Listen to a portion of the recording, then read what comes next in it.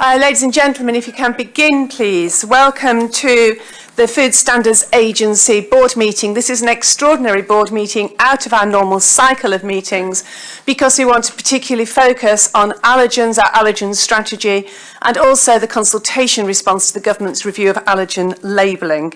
Because of the particular nature of this meeting, it's a single issue agenda that we're talking about today. I have apologies from Stuart Reid, one of our board members, who is hosting a royal visit at the Royal College today, and therefore that was arranged before this board meeting, so has been unable to attend. Dave Brooks will be here imminently. He's stuck on the Circle line. And we've also got apologies from Jason Feeney, who had a long-standing period of leave booked for this week, so is unable to join us, but Julie is very ably stepping into his shoes. We usually have public questions from the audience at the end of our board meetings, but because this is a single issue board meeting, we've decided on this occasion not only will we hear from Stephen Pollock on any questions submitted in advance for the board, but if there are questions from the audience, this is also their opportunity to raise them. Could I ask, if you're a journalist and it's in the nature of a press conference question, we'll provide an opportunity at the end of the meeting for you to actually get an answer, because the point of this is for you to raise points that you'd like the board and exec to bear in mind as we're discussing the issue in front of us. And then at the end of the meeting, within 14 days, you will get a full written response and we'll publish that response on the website. So I'll hand over to Stephen Pollock, our Director of Communications, to take us through the questions. Thank you, Heather. Well, we have received one written question in advance, and that question comes from Alex Gazzola, who is a journalist and author.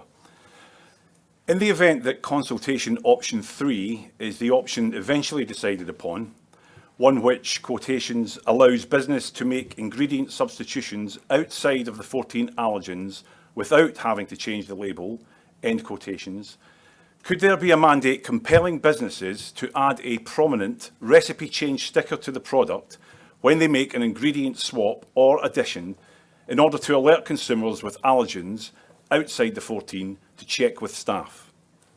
And that concludes the written questions in advance, Chair. We'll be able to pick that up as the discussion goes forward. Are there any questions, Stephen, from the audience in the room? No?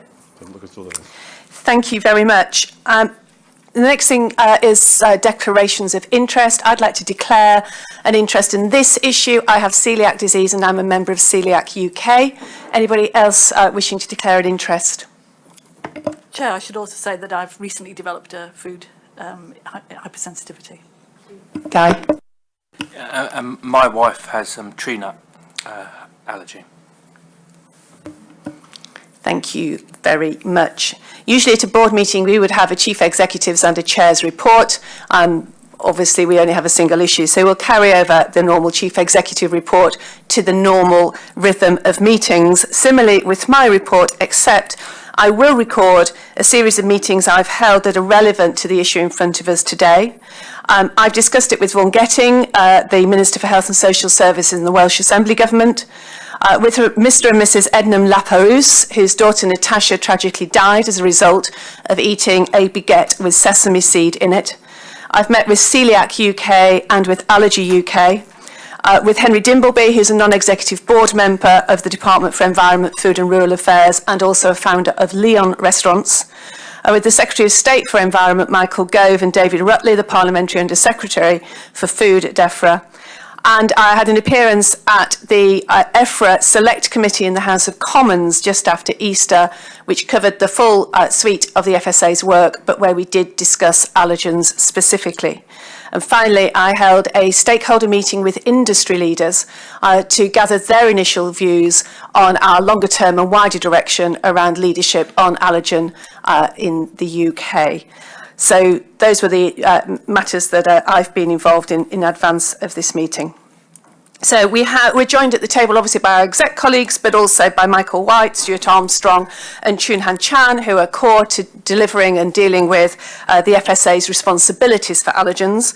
And turning to the purpose of this board meeting, just for the audience to understand, the FSA has a lead policy responsibility in England, Wales and Northern Ireland on food allergy and food intolerances.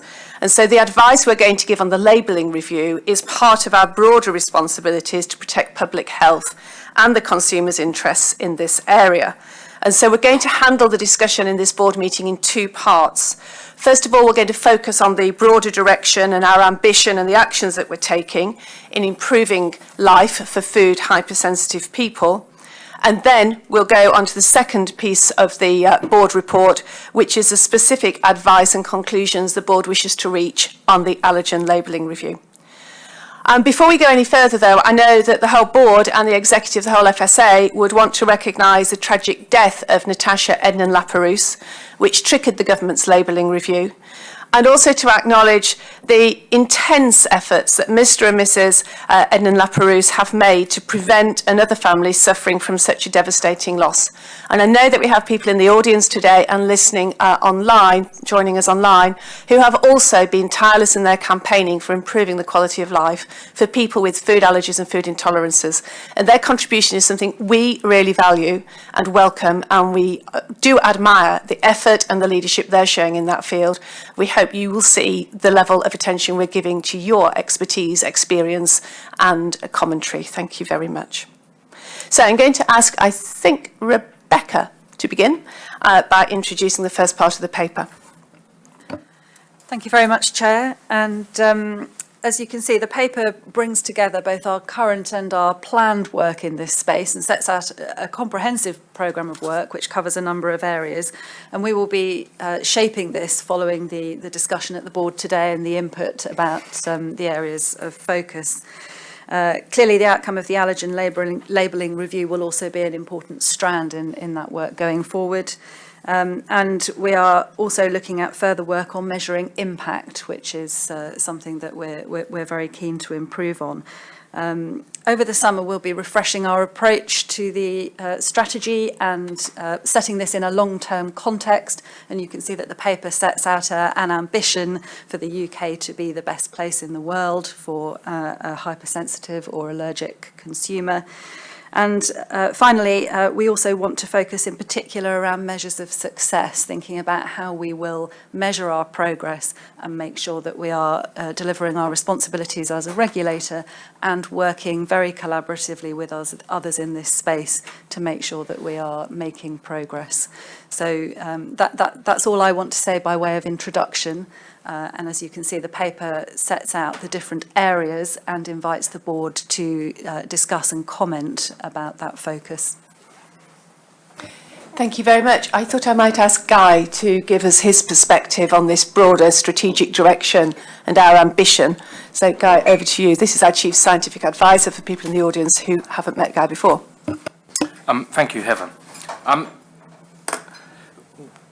One of the things which the Chief Scientific Advisors who meet regularly discuss is some of the sort of most complex challenges, and especially when they have a health focus that we have. And sometimes these get called wicked problems, of the like of air quality, climate change, and many issues in the food space fit into that category. And the Chief Scientific Advisor of the Department of Health at the last meeting kind of raised the issue that when he's had to deal with things like Zika and Ebola, that when he's dealing with a big public health issue, he kind of considers it a little bit like a triangle, in which if you take the three sides of the triangle, then some of the most successful kind of public health interventions happen when they're roughly equal. And one of those sides is the size of the problem or the potential impact of solving that problem. The second is the evidence base that you would require for that particular issue. And then the third is the kind of the cost of trying to do it, both in terms of money, time, effort, perhaps resistance of people to do it, etc. And when those sides balance, it can often be successful. And using that sort of thinking, you can imagine how sometimes you can identify things that are relatively quick and simple, don't cost a lot of money, don't cost a lot of evidence to do, but the chances are they won't have big impact or be a big issue. And then you can identify the things that have massive impact and massive consequence, but it will take time, effort, money, and probably a good evidence base. So in terms of bringing that back to the allergy issue, I think it's sort of worth thinking about kind of a few statistics here. The report that we generated a few years back showed that actually 2/3 of hospital admissions occur because of food hypersensitivity and not foodborne disease. In the food space. In the food space, yes, sorry. And that 27,000 days in hospital are spent because of this particular issue. So that's kind of one lens you could look at in terms of, is this a big issue or not? I think the second thing, which was work that we've been doing and we're still progressing within the Food Standards Agency, is the whole area of QALYs, quality of life years, and willingness to pay. And we don't have the finalised products there, but we have quite a lot of the initial work that's been done. And if one considers those figures, they're quite startling in terms of, if you look at the quality of life years, and a figure of 1 effectively means that it equates to 1 year of perfect health. Then if we look at many of the foodborne diseases which we talk about on a very regular basis, like Campylobacter, etc., that's significantly below 1. If we look at Listeria, which we often talk about as one of the most worrying of the foodborne diseases, the figure is about 4. But if we look at things like IgE-mediated allergy, the figure is over 4, higher than Listeria. If we look at celiac disease, the figure is over 4, higher than Listeria. And if we go through looking at food intolerance, the figure is just under 2, higher than any foodborne disease other than Listeria. So hopefully the pictures I'm painting there, if you think of the triangle, is that side of the triangle about the size of the problem and the potential scale of the impact is very, very large. And therefore, perhaps the other two sides of the triangle, which might need to be equal to that if you can address this issue, i.e. having an evidence base and the costs and the effort, etc., required to do it, will need to be quite substantial. But I suppose I'll conclude in which saying, I believe that this is a triangle that's worth completing, and therefore putting more effort into trying to actually gather the evidence base and lift up the amount of effort that's required to do it. And we'll come back to the options later, and I might comment again. Absolutely. Thank you. Yes. Guy, thank you very much indeed. I wondered whether Ruth or Cole might like to share a perspective, the Food Advisory Committees having taken a much earlier look at this issue and in feeding in. Ruth? Thank you, Chair. The Welsh Food Advisory Committee discussed the subject in overview in January this year, and also we held a Skype teleconference call yesterday to discuss the specifics in this paper.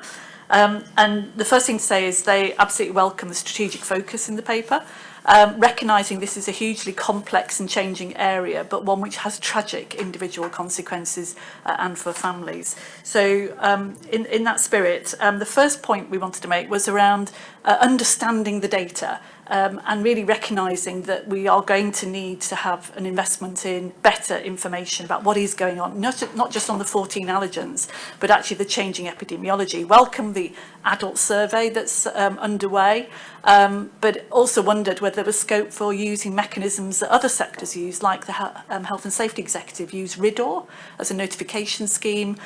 In the health sector, they use a yellow card scheme for adverse reactions to medicines, and it enables a method for surveillance of trends and patterns, particularly for people who are developing allergies which are not in the list of 14, but also generally able to identify settings where it may be happening, and a much better approach. So questions about should we push harder on really getting better information. The second one was, why is this trend happening? And we're aware of changes in the processing of food, how that brings risk. Also note in the paper the possible adverse consequences of changing packaging. So we absolutely need business to be on the front foot on this and really understanding how processing of food may be part of the story of why this pattern's changing. I also note from the Food and You fifth wave survey that 17% of the population report either having an allergy or an intolerance. And yet, I think it says 2% have actually had the benefit of a clinical input and diagnosis. So I noticed that we're proposing to have a strong leadership role with a wider community about this issue. And I do think that the NHS itself is a key player in this. People need to have the opportunity to have a diagnosis, because the consequences of trying to manage one's intolerance is profound on daily life, and so we need that part of it to be addressed, as well as industry playing its part in the R&D agenda. It's not just for the FSA to do the research in this area. So there's a research convening role, I think, and a clinical delivery role there. The third point was on, in terms of some of the interventions, there's a real opportunity in the new business registration process to make sure that particularly small businesses have an opportunity for early input around their responsibilities in this regard, and it'd be useful to build that into the pilot scheme that is now rolling out in terms of registration. Noted that there are educational tools and wondered whether we can learn from that. I know, having done these online tools myself, you can usually gather whether people are, who's done it, but also what scores people are getting and whether people are actually taking on board what's being said. So I think we could use that type of method much more to understand whether we're really getting the information to where it matters. In terms of the Welsh perspective, I'll come to that, I'll be brief now. There are particular areas that came up in discussion. One is the ambition around the food and drink strategy in Wales is to grow the small business enterprise, start-up companies. So we think there's a really important agenda to make sure that they're on the front foot in knowing what the impact might be on small businesses, and working with them from the outset on that. One issue that came up in Wales, it may be an issue elsewhere, was procurement of services, food services for institutions such as schools, healthcare settings, care homes, and whether or not we've paid enough attention to those procurement processes to make sure that food standards are well embedded in all of those processes, and whether there's some real opportunities, because these are particularly vulnerable people who may not be able to express their food allergy or intolerance because of illness and other issues. And then finally, food poverty came up as a concern. Thousands of people are securing their food from food banks, and again, what are the implications when people, especially young people, it comes through in the surveys, are living in a high level of food insecurity? What choices have they got? Are they making riskier choices because of the situation? And have we thought through that particular setting? So a real theme of vulnerable communities might need particular attention in this regard. So they were the main strategic points. And finally, just to say, really welcome the comments about measuring success and being clear, what are we trying to change? Because we can then evaluate the interventions against the ambition. Thank you, Chair. Thank you very much. I'm just going to hand over to Con, but you reminded me of a point I wanted to make, which is, when I was thinking about this, I just keep coming back to what happens to the person from the point of diagnosis. If they haven't had a diagnosis, then that first critically important intervention to help them know how to keep safe, the opportunity is missed. And they may well be doing self-diagnosing something which is not really what their issue is, so there's another risk to them. But I think for us it's also a critical starting point about how consistent is that information provided in the GP surgery or by the clinician at the point of shock and horror. How am I going to exclude gluten, nut, whatever it might be from my diet? What do I do to keep safe? So for me, understanding that consumer journey is horrible jargon, but every point they then engage, that, I think, for us is a really good lens that we could look at this through. Chair, if I could come back quickly. Not only is it about the quality of that assessment, it's also that some food products, there isn't a laboratory test that can be applied. That particular food product is a relatively new one. So there's a laboratory side to it as well, as to whether we've got the right science available to help the clinician actually tease out what's happening too. Cole. Chair, thank you. We talked about this in NIFAC on the 10th of April in a very useful session with inputs from the government chemist, from local government and from industry, as well as colleagues in Food Standards Agency, and again had a teleconference, as did Wales last night, in relation to the paper. I think a couple of the key points to raise, the paper very welcomed, and particularly the very measured consumer focus within the paper. Mindful of the fact that we're very clear as to where we need to get to, and there does need to be legislation. There was, I think, a strong feeling that option one should be done anyway, you know, and we're sure it is, and that should be part of the mix, but it's actually how we get there in the end. In the Irish Republic, work quite closely with them. They do have a bit more legislation than we do, but not a lot of compliance, and that's a big concern, you know, in terms of having strong legislation around a lot of this stuff, but very low levels of compliance, because that doesn't really help in terms of where we want to get to with the consumer. Some concerns expressed around Northern Ireland is very much an SME market, and there will be a lot of burden on smaller business. We just need to manage. Not a reason not to do it, certainly in the view of the Northern Ireland Food Advisory Committee, but we need to be mindful of the pressures put on the very small businesses. The land border with another member state was a particular issue as well, because legislation does differ on both sides of the border. People will acquire products in the north or in the south under different legislation and under different rules, and it's really difficult for consumers, particularly in those border areas, to know which that those rules differ. But it's how we actually manage that going forward.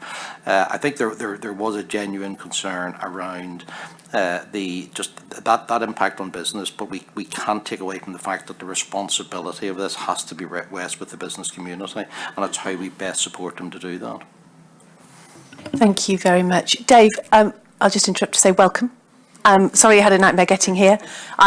Just to clarify, we're talking about the first part of the paper first in terms of strategic direction, and then we'll get into the detailed analysis of the options. So, who would like to raise a point, ask a question next? Paul. Thank you, Chair. Guy talks about the level of hospitalisation resulting from allergic responses, but there must be a considerable level of underreporting on this. I can imagine that if somebody who gets an allergic response, who maybe has an EpiPen or manages to control the response, there must be a lot happening that we're not actually aware of. Are we thinking of ways to make it easier for the consumer to actually report incidents like that, so that we get actually a better understanding of the level? Because I have no idea, and I don't know how much information on this. My instinct would be that the level of underreporting might be quite considerable. Rebecca, do you? Yes, I think I'm going to ask the team to respond to this, because that is definitely a part of the future plan. Could you say a bit more about reporting mechanisms and what we're looking at? Hospitalisations tend to be recorded as the symptom that's being treated rather than food allergy. Hence, we do get a level of underreporting through that. Obviously, there's a range of allergic reactions that an individual can experience. Some will require hospital treatment because it's so severe, and some will require self-treatment at home. So there's two kind of areas in which data is not being collected as it could be. So yes, it's more than that. Guy. I just wanted to comment on one of the things that Ruth raised, in which, in fact, we are currently in conversation with a series of clinicians and epidemiologists about looking at some of the clinical data sets that exist to be able to go down the route that you were exploring. I mean, that they're early stage conversations, but they're particularly useful for not just being able to look back and perhaps help that inform where you are today, but also see any emerging trends. Do you think it would be an idea, I don't know if this is Guy or others, and we have the Science Council. This seems to me to be a subject that would really lend itself to a Science Council sort of significant overview, almost the kind of the whole landscape. We know there are gaps in the evidence and the knowledge and the science, so give us an overview of that. in the areas that fall to us to do, because this is a really big landscape. The FSA can't possibly solve the evidence and research gap in this area alone.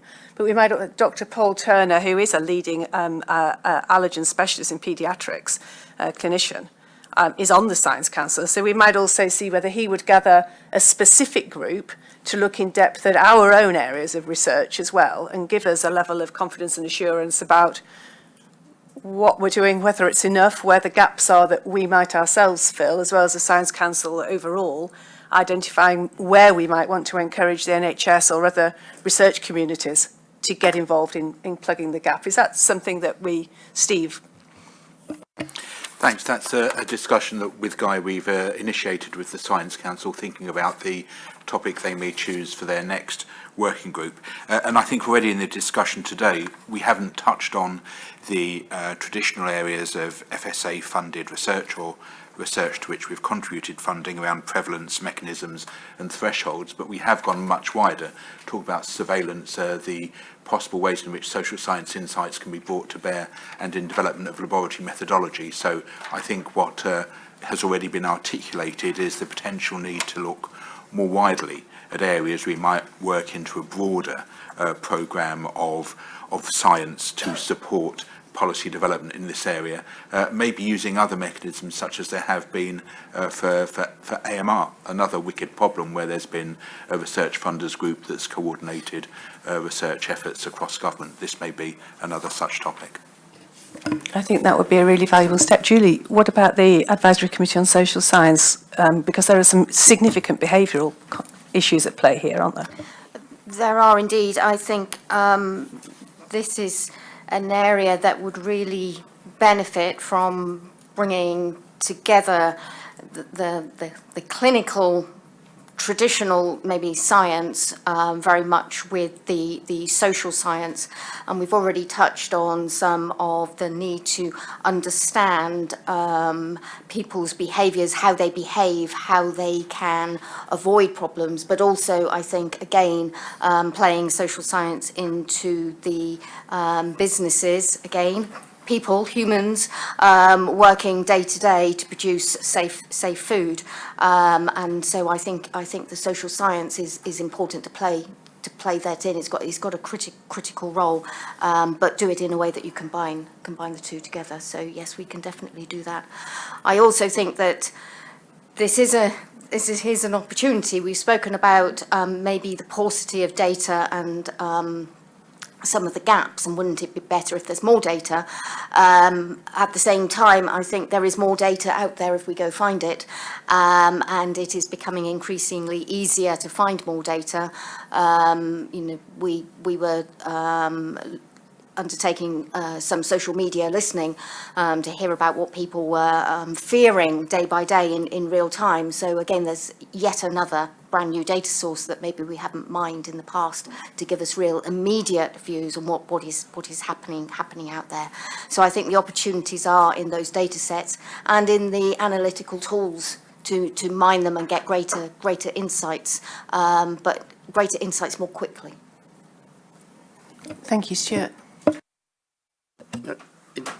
If we needed any further impetus on this subject, I thought, given that most of our work is focused on food safety, Guy's use of the analysis around life years is quite compelling, and using that as a benchmark means that this is really a really big picture for us.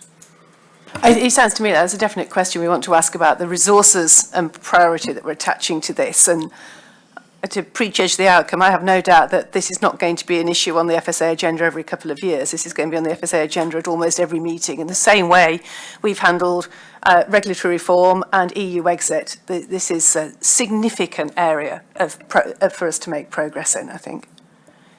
Dave, did you want to come in? Yeah, thank you.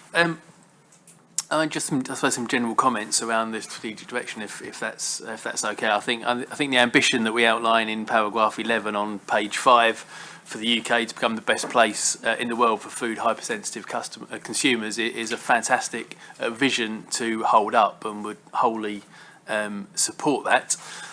Picking up on a few of the areas that have been mentioned already or picked up in the preliminary reports, to, I guess, add to the action plan that's already noted in the report that we've had.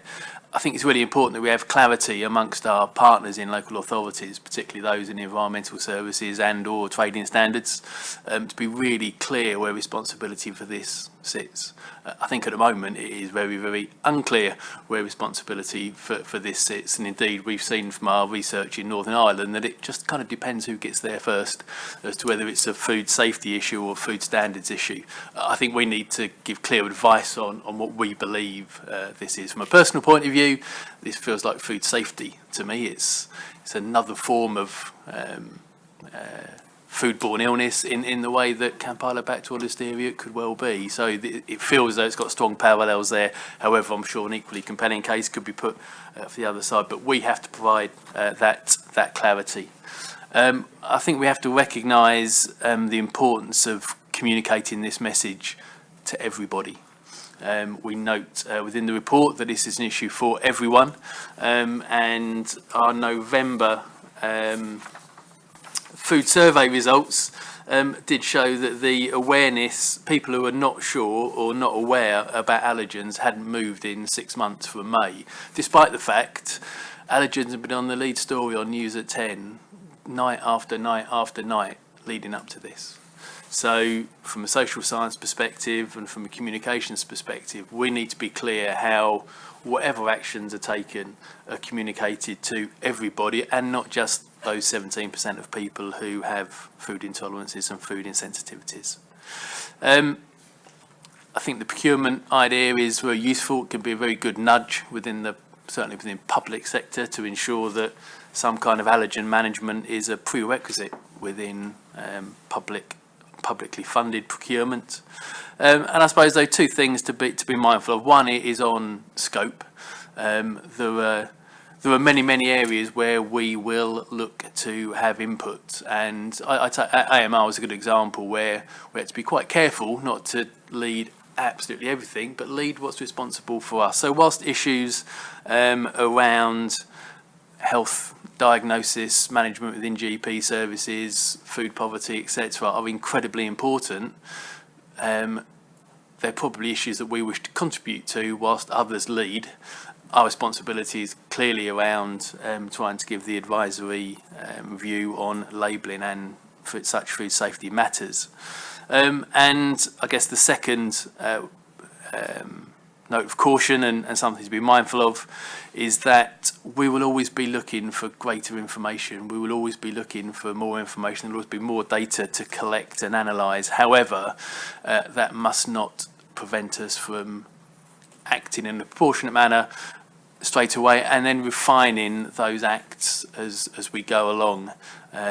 So just very keen to make sure that pace is injected in, because it's expected of the, I suppose, regulatory community that we will do the appropriate thing quickly and based on the information we have, and continue to improve that as we go forward. Thank you. Dave, thank you. Maria, do you want to just pick up those points? I think they really connect around the EHO-TSO role. Thank you, Chair. Yes, Dave has really hit on one of the key issues for this conversation, and it is right that there is a split in responsibility in England between trading standards and environmental health, and traditionally trading standards officers would look at food labelling issues, and this is part of the conversation that we're having around the food labelling responsibilities. We know that there are issues with the trading standards delivery of food standards, and that will come back to the board in June, and you'll have a more comprehensive paper around our intentions in relation to the food standards capability within local authorities. But there is a more fundamental question to be answered about whether or not this work should be carried out by EHOs under the food safety hat, and it's certainly something that we need to have that conversation with local authorities. I think the board would be really keen to see that bottomed out, and particularly seeing what the learning has been in Northern Ireland and the progress that's been made there. I know it's different structure and different levels of resource, But I think that would be really valuable. I also wondered, we've mentioned in the past whether the FHRS scheme could be strengthened with an allergen component. Is that something else that we could look at? Because I don't think that's ever made any progress. Colm wanted to come in on that. That is something we did discuss in Northern Ireland as well as a suggestion, and I think that there are concerns with that. The FHRS scheme has been very successful, particularly where it's mandatory, but it does exactly what it's there to do. I think there is a risk if we start to confuse that with allergens as well, and perhaps maybe a separate scheme for allergens to keep the two separate, maybe worth thinking about. Maria, and then Mary's coming in. Yes, I agree. The food hygiene rating scheme is for a particular purpose, and to integrate allergen into that would fundamentally alter the scheme as we know it at the minute. The difficulty that we have is that people with severe allergies require very definitive information, very specific information about what ingredients have been used in products, and that is not going to be covered by even some kind of indication on the food hygiene rating scheme. The degree of risk is different for, normal, ordinary members of the public eating in food businesses when we're talking about hygiene, related to allergy sufferers going into those businesses. Sometimes it's a matter of life and death. We can certainly take an action away from this board meeting to look at a different kind of scheme that may well sit beside the food hygiene rating. Who else wants to come on this particular point? Dave, is this point, because I know you want to come on generally, Mary. Dave, Mary and Stuart all want to come in that order. Thank you. I'd be really uncomfortable with another scheme being set up, sitting alongside FHRS. Quite frankly, I'm struggling to see the difference here. As we see from recalls, the product recalls that we experience on packaged goods, I'll say the vast majority, but I'm saying that from memory rather than from data-based evidence, tend to be through some level of cross-contamination. Something is there that was not meant to be there. And in the same way as we don't wish for microorganisms to be on food that aren't meant to be there through our food safety, cleaning regimes, etc., we don't want cross-contamination from allergens to be there. So it feels to me as though there's a clear similarity between the food safety and allergen management. It's just kind of, if you like, another form of a toxic bug which a business needs to manage. And if they can manage one form adequately, you'd expect them to have the capability to manage the second form adequately. And I guess the second concern is, let's not confuse consumers by giving them yet more kite marks or benchmarks or tokens of authority to sit by, when they should be able to trust one to deliver all of their food safety needs. Thank you. I mean, is there a possibility here with using the FHRS scheme from the social science perspective, from the point of view of nudge, if you like, with some of the competing options, say option 3 and option 4, if you didn't, option 3 may be far too difficult for small businesses, but on the other hand, maybe too difficult at the moment, but there's a clear obligation that at some point food business operators should be operating at the option 4 level, given the importance of the issue and the damage to people. And speaking from the point of view of the consumer, and Dave's point that we should really be looking at creating one scheme, not creating another scheme. Is there a possibility of maybe using the nudge that if you didn't do the full disclosure, you might never be able to get above level 4? And that kind of nudge, I think, might be very powerful, a powerful incentive. You have legislation on one side and nudge on the other to do the thing that we probably all think we should be doing but don't quite know how to do.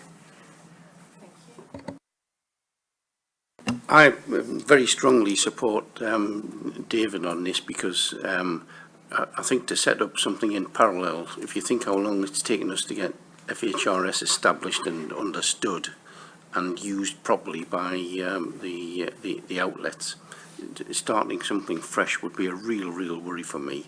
There must be a way of adding to or modifying FHRS to leave the same score on the door, as it were.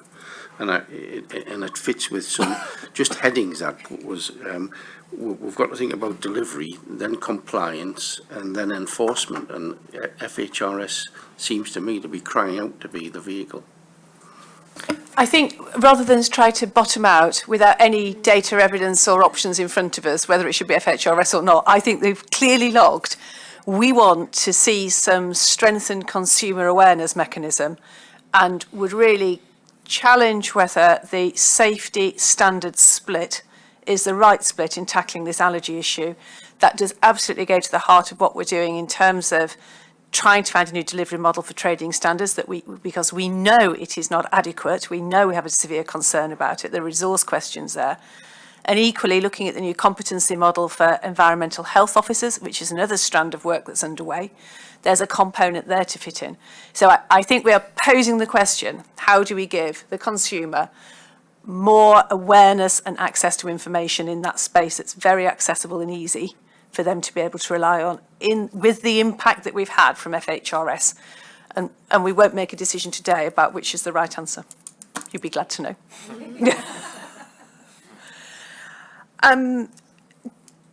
Other points? Colm. Just a question for the team to produce a very good paper. There was very little in terms of international comparison. Is there anything we can learn from? Is there a best practice model out there in some other country that we have looked at, or is there anything that can be learned from other that we could incorporate into our thinking going forward? So you're talking specifically around the pre-packed for direct sale question, and I think the answer is that practice is very variable, and in fact the definitions of the different type of food, I think, are not necessarily exactly the same in each country. And I think the answer is that although information is required, different countries have taken a different approach, but it tends to involve being able to ask the staff, having written information available separately, information available on the shelf next to where the products are displayed, that kind of combination. But this is an emerging area, and I think it's developing as well in other countries as well as in the UK. I thought it might be. Sorry, Michael. Yeah, thank you. I'd just like to add to that. I mean, I think the EU regulation, which on labelling, which includes allergen labelling, recognises that this is a really important area. So when the UK was negotiating that, we worked with the Commission and other member states to ensure that this pre-packed for direct sale was included, because before it wasn't included. So that was a significant gain for the allergic consumer. I think it was then recognised that was really important, but because of the different markets in different member states and the different setup of businesses, then each member state could introduce its own legislation. So it could introduce how it wanted to do that.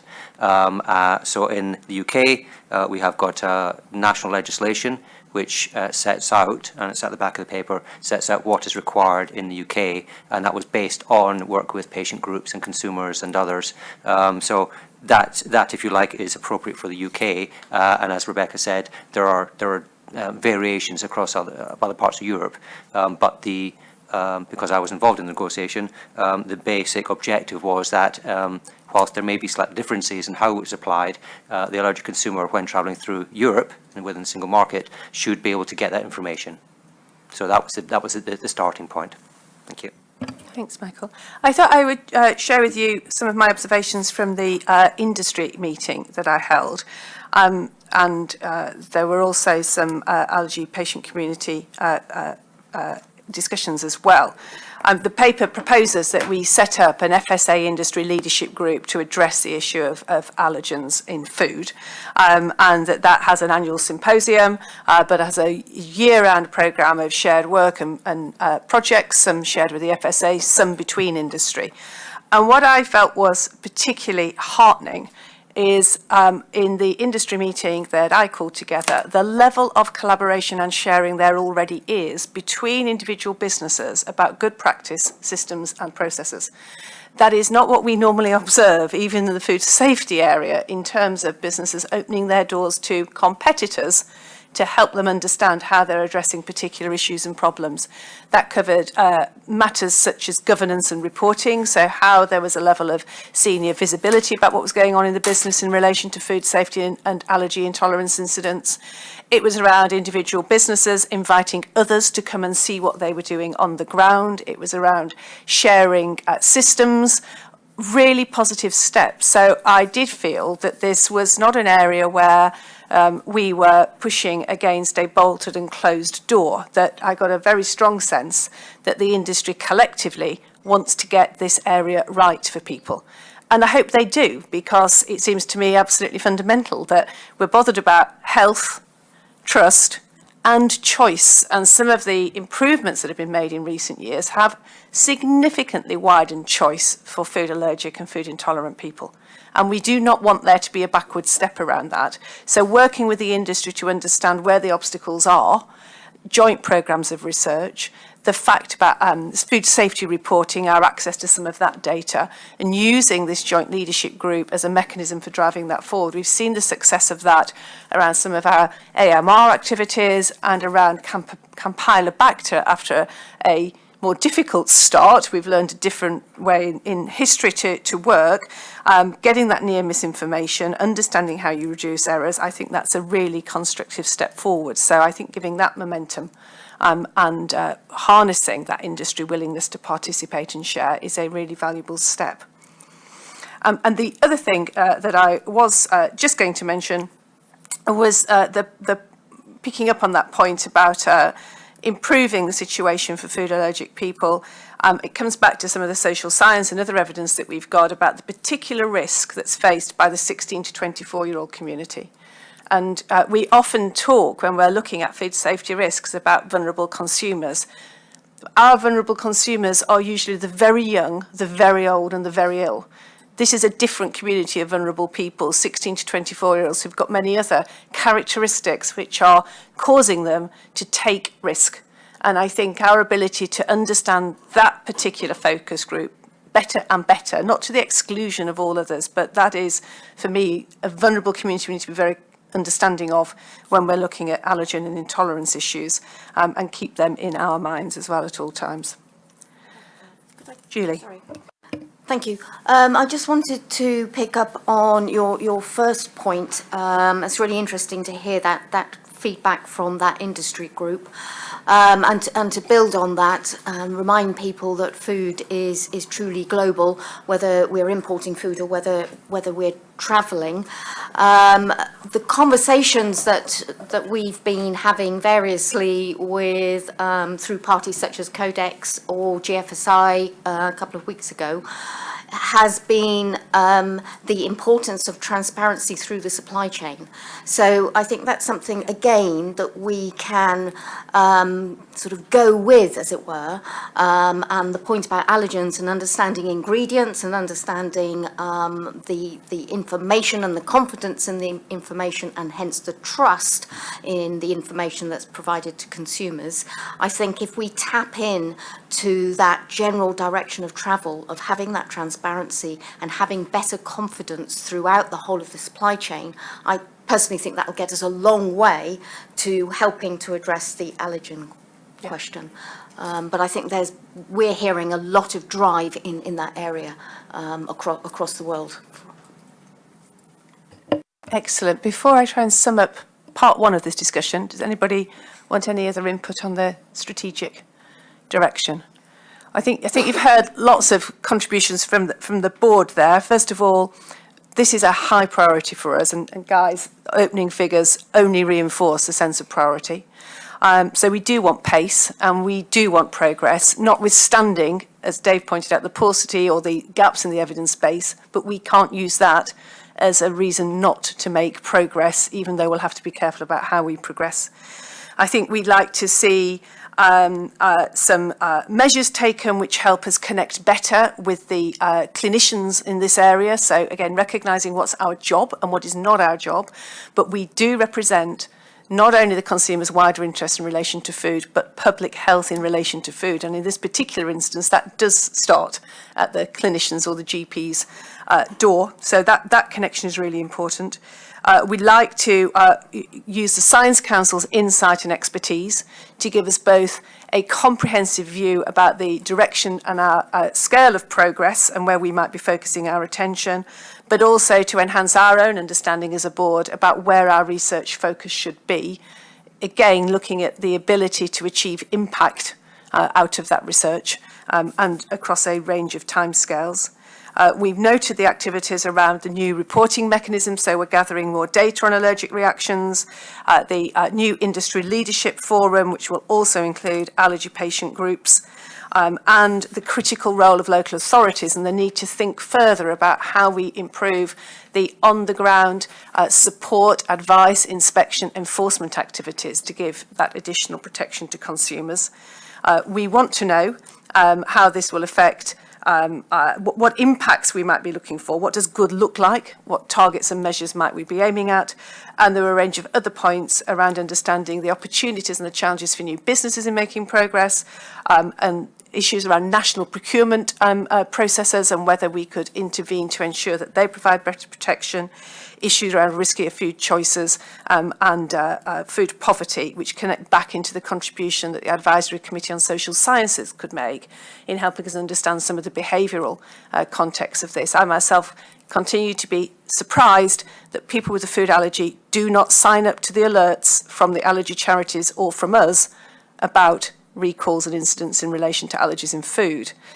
And that, I suppose, is a bit of a closing point, because we will do all we reasonably can to continue to make progress in providing protection for people with a food allergy or intolerance, but we cannot take the risk away. We cannot eliminate that risk. And this has to be about a layering of measures and opportunities. It's a societal responsibility. We've all got a responsibility to help keep people safe. Food businesses are front and centre of that responsibility, but everybody in the community is part of it. And if anybody is still unaware of the seriousness of food allergy and intolerance, that these are severely debilitating and possibly fatal health conditions, then I would really ask them to stop and think about what they've heard over the last few months and reflect on what that means for individual families and groups of friends. So this is critically important to the FSA. We will not solve the problem, we can make it progressively better, and that's the direction that this strategy will go in.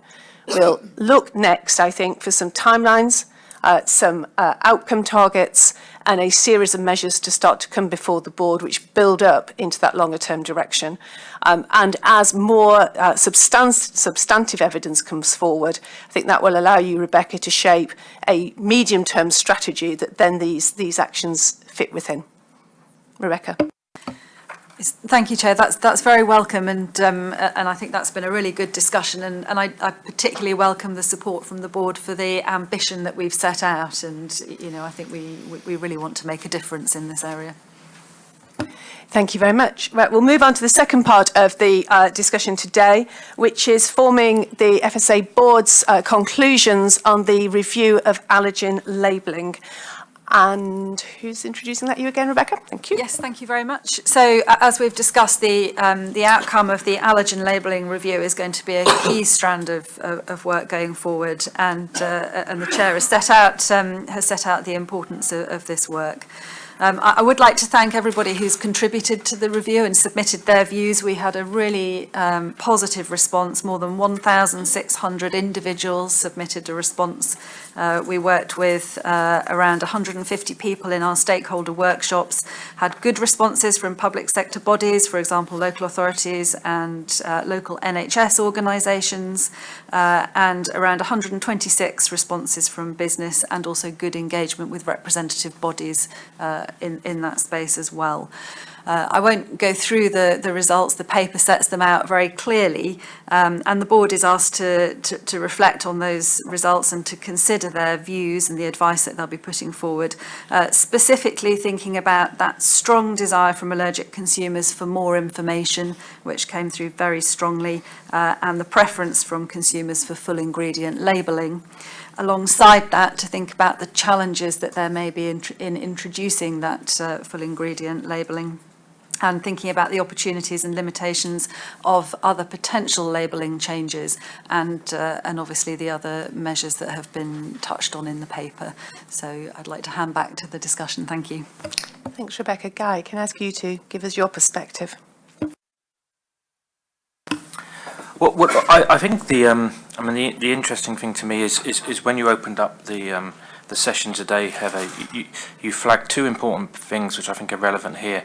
One, you spoke about the importance of protecting public health, and the second, you spoke about consumer interests.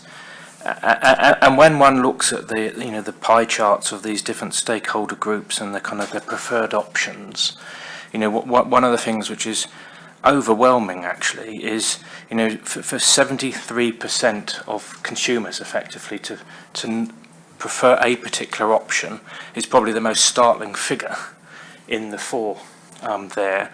And the other organisations, it's much more split in terms of their kind of preferences. So, what is that telling you? Well, what it's telling you is the consumer interests are obviously pushing towards option 4, and they're sending quite a clear message there.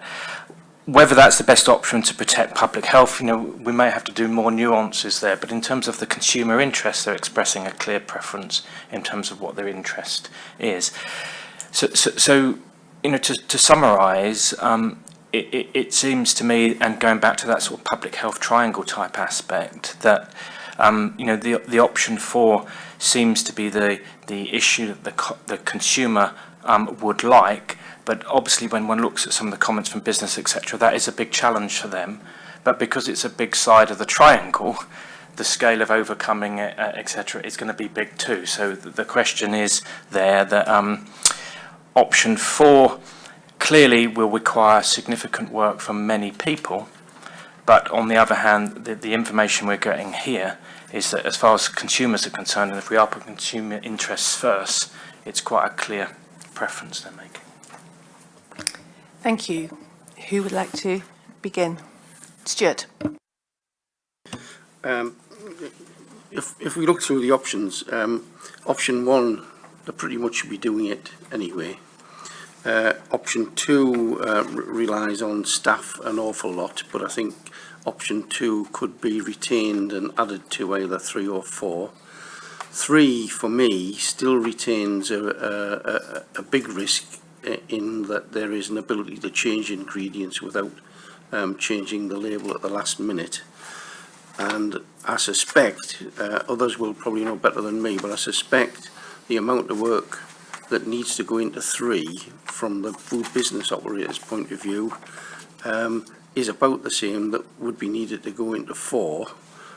So therefore I would opt for 4 as the best choice, with the addition of staff, the ability to ask staff, because I think being able to ask staff about allergens keeps the focus to front of mind too. Thank you. Paul. I would agree with what Stuart's just said, that the ability to ask staff, it's important to retain some element of that. My concern with 1 and 2, and with anything that depends largely on asking staff, is that it depends on people getting it right, and that doesn't happen. We know that generally, there's evidence for that. And the problem is also that it is, as soon as that transaction has happened, it's deniable. It's very hard to verify what was said between two individuals in a place. Any system, when you move to 3 and 4, that's based on a label or something that's recorded, you've got something you can check. And I don't think we should ignore the fact that 3 is the option that's most favoured by public sector bodies, and I suspect that's because it's the most easily checked and enforced. And any system that we put into place has to be easily enforceable, because again, experience suggests if it isn't, there'll be a lot of non-compliance and it just won't happen.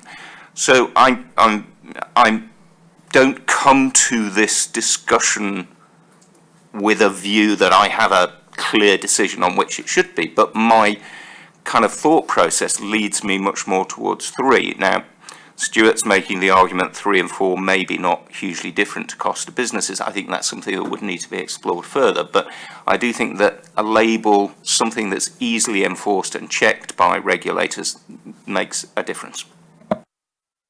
Thank you. Colm. Yeah, I think the point that you made, Heather, about the societal responsibility, it absolutely is a societal responsibility. And I think that while it's very clear from the evidence that option 4, and we are here to protect the consumer, and that's what the consumer wants, you know, and there's a lot of reason to do that. It's how we do it and who we involve in doing it. So I think it's going to be very important. We don't want to get into, and I talked earlier about the example in the Irish Republic where they have a strong legislation but weak compliance. You know, that doesn't really help the consumer and actually could backfire on the agency and on government. But if we take this on a cross-societal, cross-government approach with an aim to get to option 4, but in a nuanced way, I think that's really the key to all of this. You know, but we can't do it on our own. We need to recognise the fact that we can't do it on our own, and we should take the lead on this. Dave. Thank you. I mean, I can absolutely understand as a consumer myself why the vast majority of consumers would much prefer option 4.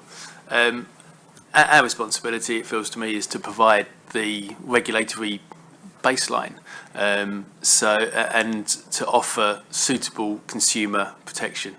There is an argument that consumer protection will grow most quickly if it has got industry support, because we will be able to implement more quickly, we'll be able to implement more cooperatively, and all businesses, you would hope, would be able to comply rather than have to try and create some kind of definition between what is a large business and what is not a large business, which could become complex for consumers, because we are seeing significant challenges that might come from full ingredient labelling, particularly in smaller businesses.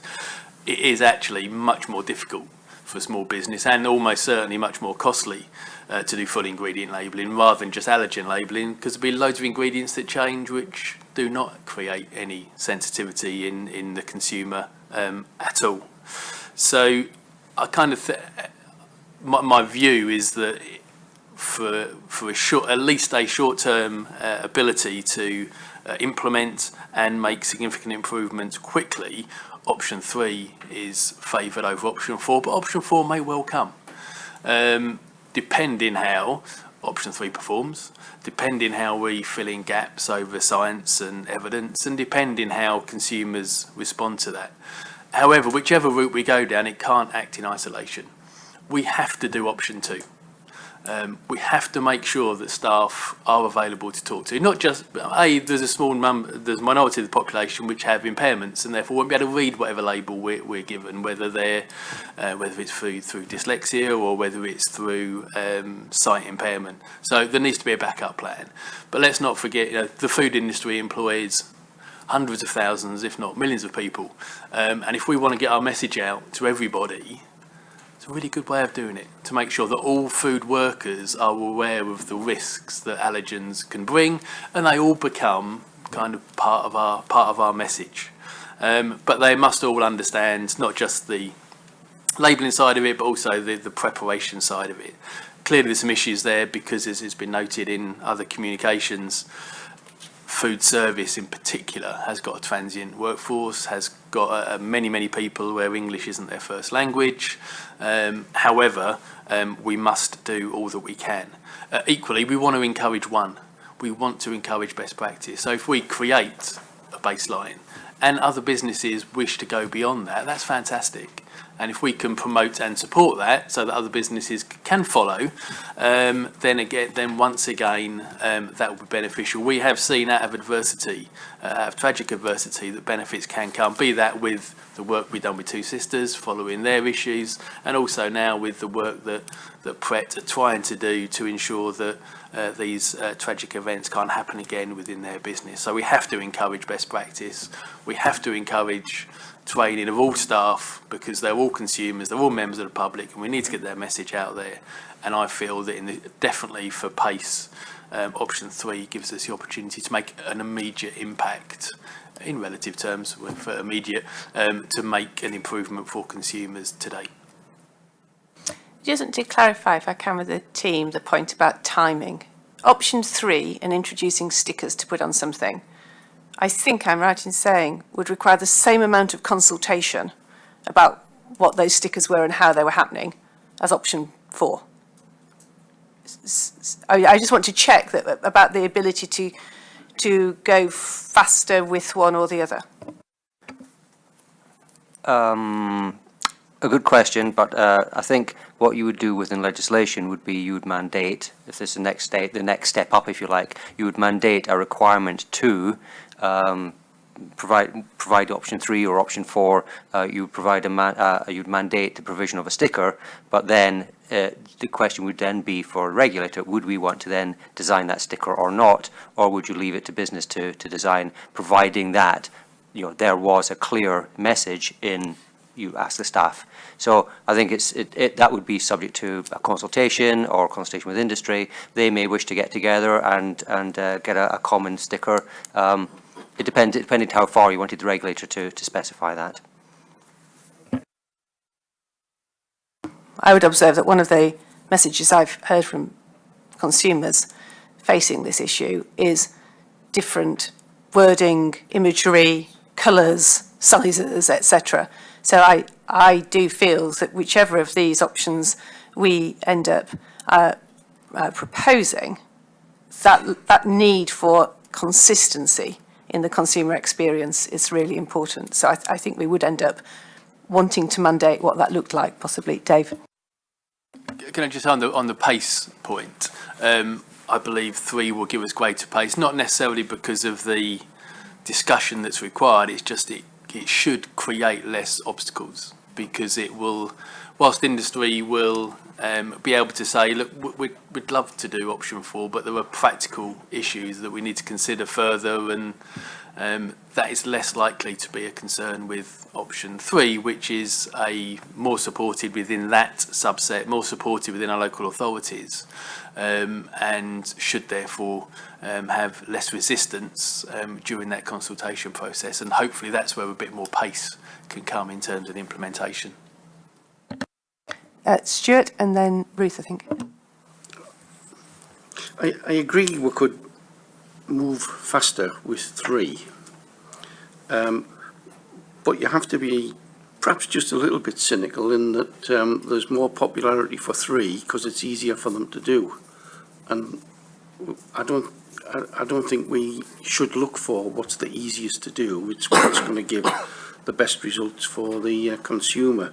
And I wondered if is there going to be a big complication in setting up 3 and then ultimately, as Dave suggests, moving to 4? Is it a change in, will a change of legislation be required? And that's 2 big changes in delivery, which are going to be a further complication. So I'm sticking to my 4. We're not taking a vote at this stage, I'm glad to say. Ruth and then Mary. Thank you. The strength of consumer voice and concern that they want to know what's in the products is very clear. What we need is a change in behaviour in the industry, and I think the point David was making was around compliance is key here. In Wales, we have a lot of small businesses. That's likely to grow even further. What we want is to make sure that the sector universally has a compliant approach to the labelling. On the balance of the arguments, the majority of the committee in Wales felt that option 3 would be a gateway into stepping up that level of assurance the public could have. Recognising that even complying with that is quite a step change for some of those parts of the food industry. There was concern that option 2 about asking staff in a setting where there are lots of small seasonal businesses with transient staff, that this would be unreliable and possibly putting an onus on a junior member of the workforce to hold quite a significant responsibility. However, I welcome Dave's comments about actually the more we can spread the message and encourage people to ask about it, the more that we'll build, if you like, community awareness and societal awareness. But I think we mustn't see that as a control mechanism and put the onus on workers to have that responsibility alone. So the committee felt option 1, yes, we need to get on with what we do there, and option 3 probably was the step into this area, but that we needed to monitor carefully that we were getting compliance and also the impact on business. What we don't also want to do is to find that business stop doing things or stop giving people consumer choice because they don't want to get into this sort of responsibility. So that was the majority view of the committee in Wales, that 3 was probably the step forward. And also I recognise the comments have been made that is the first step, and you evaluate and test whether it's having the impact you hoped for in changing business behaviour. Mary. So speaking as a small business person who's fairly recently been through the whole FIS process of food labelling for non-prepacked foods, it was crystal clear to us going through that process that in order to actually bottom out the allergens, we actually needed to get to the bottom of the full ingredient labelling, because otherwise you just take the top slice. Oh, we don't add milk, fine, doesn't have milk, but actually some other ingredient may well have milk. So you're going to, in order to do 3 properly, you're going to need to have bottomed out 4. So while absolutely, as a small business, I'm crystal clear of the real step up to the game that would involve right round the food industry. There is a level which you can't do 3 without having done the work for 4. I would like us to really focus on what our long-term goal is here, and whether we would ever think that the option 3 labelling solution was the best solution we could come to for consumers. I'm starting from the position we're here to champion the consumer and put consumer interests first, and consumers have told us what their interest is. So from my point of view, there are lots of hurdles to overcome to achieve what consumers say they would have more confidence in. Now, I think we would need to warn them that they can't have complete confidence in it. We have a lot of issues with mislabelling. We have a lot of issues with recalls of food, which are that's already not good enough, and that needs to be addressed. There are complications in the supply chain and the way it works. It's relatively easy for the pret-a-manger's of this world to control their supply chain and be able to announce the measures that they've taken. And others will follow them. But they're also now committing to share with us what they learn from that and how that progresses. So from my point of view, I don't want us to lose sight of what the consumer says, that they believe is in their best interests. I want us to work out how far we can get towards making that work.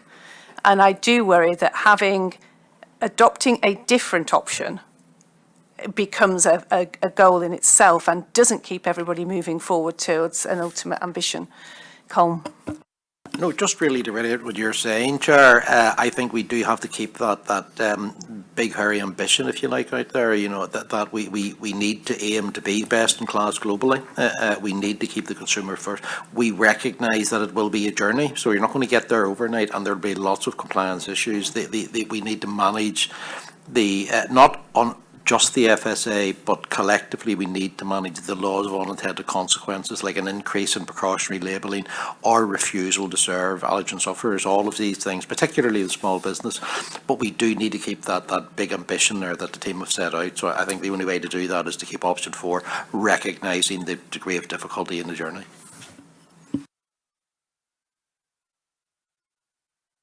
Other views from the exec? Guy, any further? Julie, from you? So can I ask then, to the extent to which as a board we would agree that full allergen labelling on this particular single component of a food product would be a goal that we'd want to be able to say that's the direction we are heading in? Full labelling. Not full allergen. Full labelling, sorry, full labelling. Some yeses and a no, I think.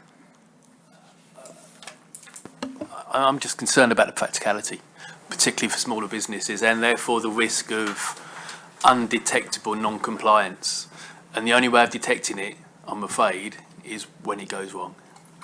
The consumers detect it for us by becoming ill. I think we should also be quite clear that for us as a board, our principal focus is on the 14 declared allergens. So whilst others are looking for other forms of assurance from full labelling, what we're looking for is the best way of managing the 14 declared allergens and the consumer's wider interests at the same time, which I think is also something, a nuance that's been a little bit lost in the wider consultation. So Dave has caveated that, but I think largely we're agreeing that that is our ultimate ambition. And I think then what matters for us is to work out, well, what are those challenges and obstacles to overcome? Because there will be a level of pressure to make this happen very quickly. And I think what we have to do is lay out very clearly what stages and processes, what triggers and hurdles need to be in place to be sure that we're not introducing a measure which is actually at risk of providing a false sense of safety and security rather than a reliable sense of safety and security. And that will sound hugely irritating to people who want to see this happen immediately. But we absolutely know that taking a measure like this quickly is fraught with danger and, as Colm said, with unintended consequences. So I think the timescale over which we would work to achieve that outcome, continue to develop its reliability, continue to understand how it can be enforced, whilst encouraging industry to move forward with, first of all, the things that are already their responsibility, the asking, the best practice, the sharing of data, etc., and additional measures, which some have already chosen to make. But I think we have to be very clear about what some of those triggers and hurdles are. Some of them have been mentioned. Colm. Yeah, Chair, if I could just, when you do write to ministers as coming out of this meeting, it's important that they understand that we are happy to play a leadership role in this, but we will not do it on our own. And there's responsibility in DHSE and DEFRA and in industry and all of the other organisations that everybody has a role to play. We're happy to lead on it, but it's not all about the FSA. It also has severe resource implications, particularly in local authorities. Maria, do you want to pick that up? I mean, we've made the points already, Heather, and the board are very well aware of the difficulties with the enforcement side. So we would have to come back to the board with some proposals around that.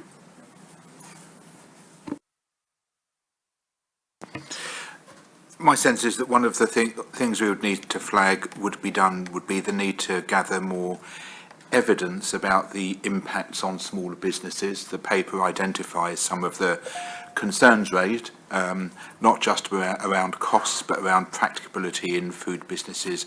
And we would need to really bottom that out to understand the best route to compliance that smaller businesses might make, and also to understand the nature and the scale and the risks associated with unintended consequences if a move towards option 4 without making sure small businesses were well prepared would cause them to move away from prepackaged foods towards foods, baguettes or other prepared food that was sold loose.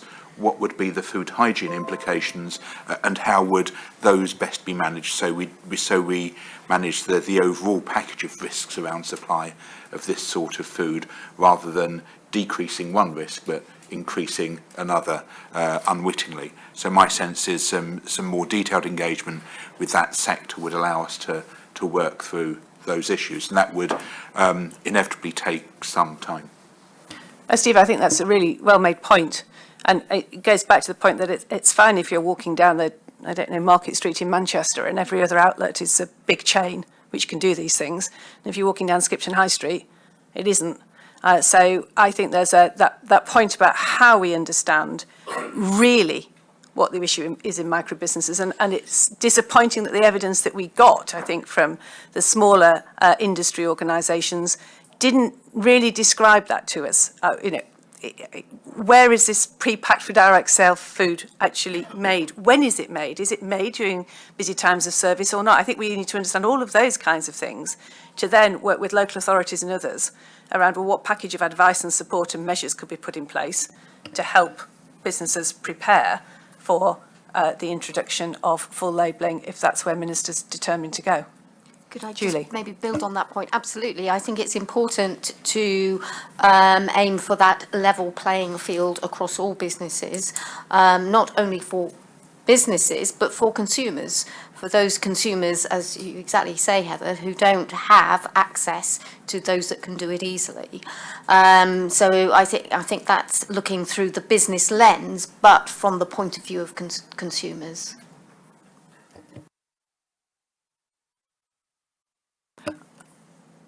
So if I'm trying to sum this up, I'm absolutely recognising Dave's reservations, but is the board saying that we believe the ultimate goal should be full ingredient labelling? That we recognise there are a series of steps to get there which cannot be quickly achieved and need a fuller impact assessment and more consultation with business to understand how those steps might be taken.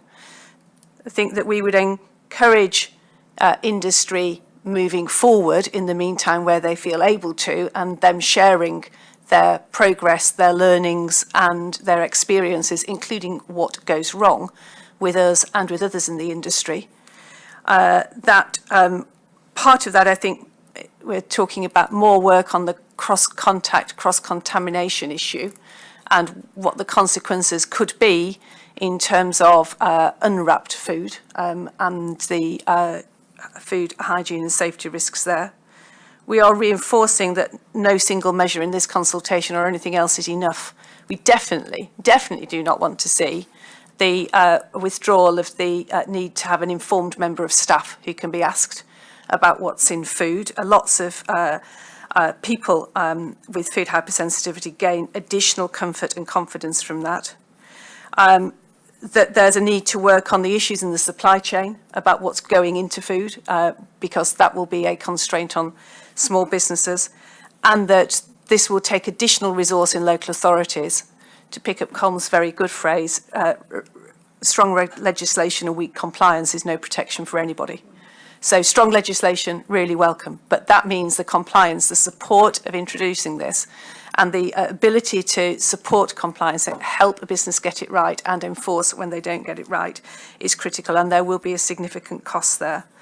And we need to note that the mislabelling risk may be greater with this solution, and that is a risk, as we say. We cannot remove all these risks for consumers.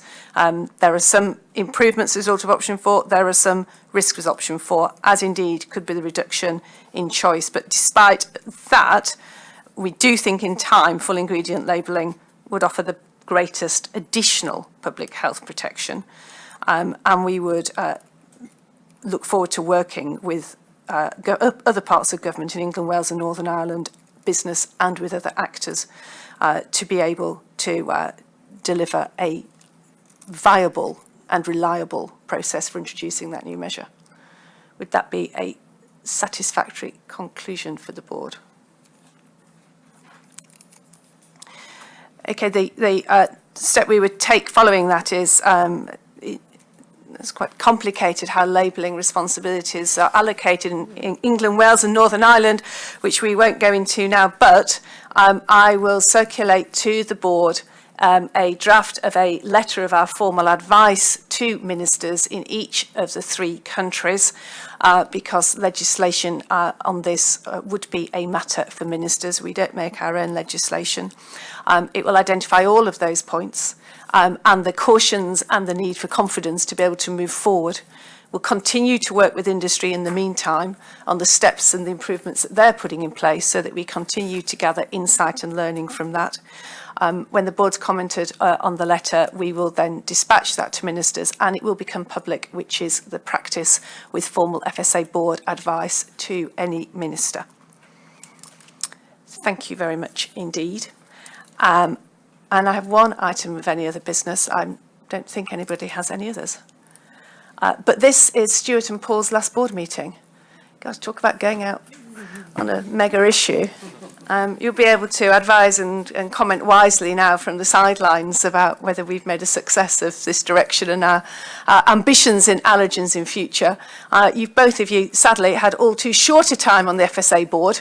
Particularly, I think you've both made a real contribution to our understanding and progress in controls in the meat sector, our relationships in the meat sector and our ability to drive forward standards and practice there, for which we're really grateful. But you've also been engaged across the full gamut of FSA responsibilities. Stuart has definitely brought us a level of connectedness and insight with AHDB and with DEFRA colleagues, which has really helped with things like the Livestock Information Programme, some of the innovations that are happening in the meat sector. Paul's helped us understand the dimensions of the fish industry, something that we don't spend probably quite enough time looking at, as well as the wider business perspective. And I think your insight into things like Gangmasters licensing has really helped us draw connections about where we can spot bad business behaviour and draw conclusions about perhaps bad food safety behaviour aligned with it. So on behalf of us all, thank you very much indeed. We'll really miss you, but we really appreciate your contribution. Thank you. And that draws to a close this extraordinary board meeting. We meet again in June, and I've lost the date. Anyway, June in Birmingham. I shall see you there. Thank you.